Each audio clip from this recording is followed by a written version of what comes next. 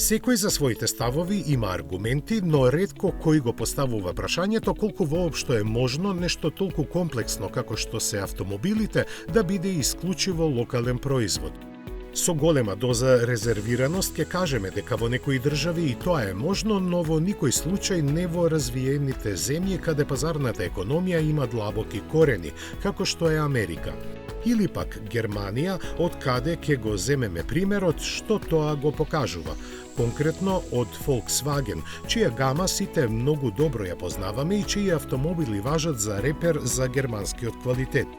При тоа никој не се ни прашува дали тие воопшто се германски, односно каде се произведени. Така, например, Поло сега доаѓа од Јужна Африка, а Голф пак во иднина од Мексико. Шпанската фабрика се уште е задолжена за T-Cross и Taigo. T-Roc доаѓа од Португалија, а неговата отворена верзија од Германија, која е родно место уште и на Туран, Тигуан, Тайрон и целокупната електрична гама.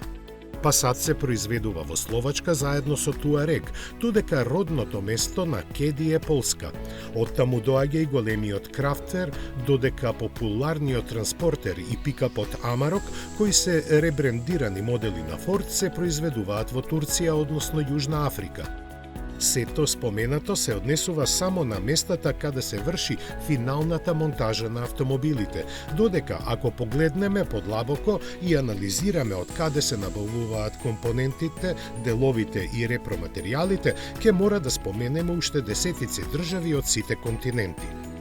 Затоа само по себе како вистинско прашање се наметнува како некој воопшто може да помисли еден автомобил да биде произведуван само во домашните фабрики од домашните работници.